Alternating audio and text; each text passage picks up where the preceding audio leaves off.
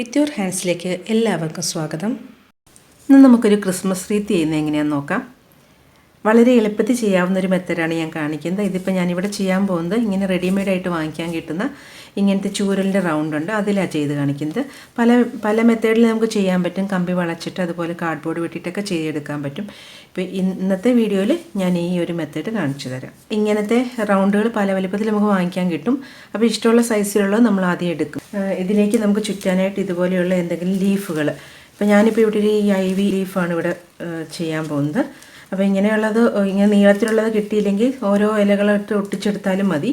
അപ്പം നമുക്കിതിൻ്റെ ഈ റൗണ്ടിൻ്റെ ഹാഫ് പോർഷൻ ആദ്യം നമുക്ക് ഈ ഇലകളൊന്ന് ചുറ്റിയെടുക്കാം.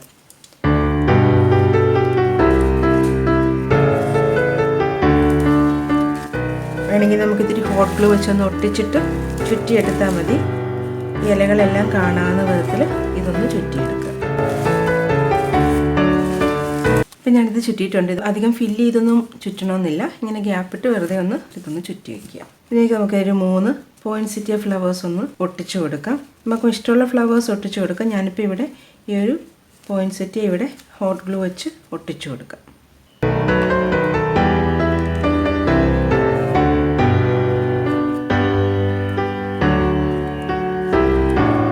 ഈ രണ്ടെണ്ണം കൂടെ നമുക്ക് ഈ രണ്ട് ഭാഗത്തായിട്ട് ഒട്ടിച്ചു കൊടുക്കാം.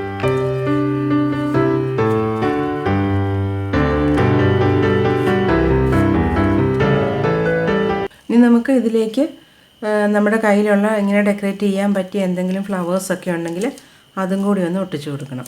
ഇപ്പോൾ ഇങ്ങനെ എൻ്റെ കയ്യിൽ ഇരിക്കുന്ന ഈ ഒരു ഇതും കൂടെ ഒന്ന് ഒട്ടിച്ചു കൊടുക്കുകയാണ്. ഈ അറ്റത്ത് രണ്ട് വശത്തേക്കും ഓരോന്നും പോലെ ഒട്ടിക്കാം.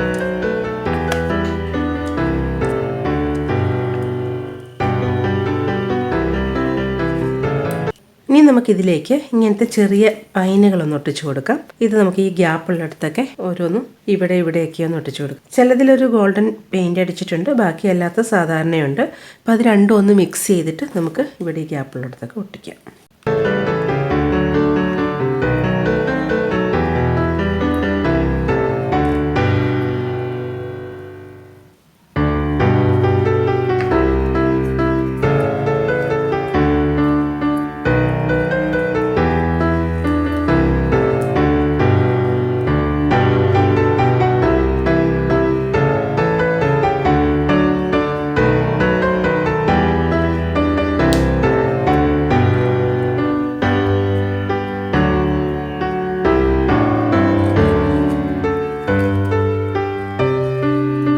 ഇനി നമുക്കിതിൻ്റെ ഇടയിലൊക്കെ ആയിട്ട് ഇങ്ങനത്തെ ചെറിയ റെഡും ഗോൾഡനും ബോൾസ് അത് നമുക്കൊന്ന് ഒട്ടിച്ചു കൊടുക്കാം. ഇങ്ങനെ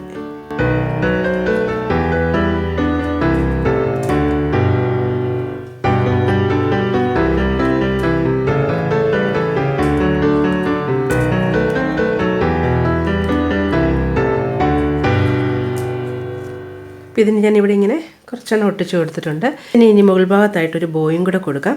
അപ്പോൾ ബോ വയ്ക്കുന്നതിന് മുമ്പായിട്ട് ഞാനിവിടെ ഒരു 2 ബെല്ലും കൂടെ ഒന്ന് കൊടുക്കുന്നുണ്ട്. ഈ 2 ഒരുപോലത്തെ ബെല്ലുകൾ ഒന്ന് ഒരുമിച്ച് കെട്ടിയിട്ട് ഇവിടെ ഒന്ന് കെട്ടിക്കൊടുക്കാം. ഒരു ചെറിയ റെഡ് സാറ്റിൻ റിബൺ എടുത്തിട്ടുണ്ട്. അതിലേക്ക് അത് രണ്ടും കൂടെ ഒന്ന് കോർത്തിട്ട് എന്നിട്ട് ഇതങ്ങ് ഇവിടെ കെട്ടിക്കൊടുക്കാം.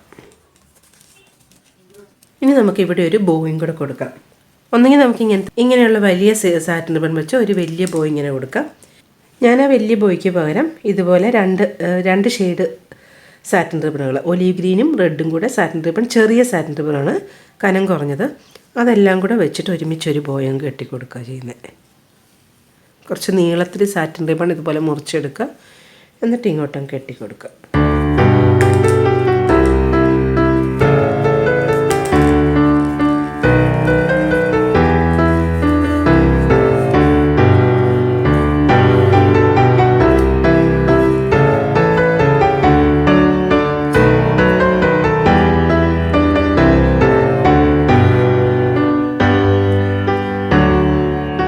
ഇത് ഹാങ് ചെയ്യാനായിട്ട് ഇവിടെ ഇങ്ങനെ ഒരു ചെറിയ ഗോൾഡൻ ത്രെഡ് ഒന്ന് കെട്ടി കൊടുത്തിട്ടുണ്ട്.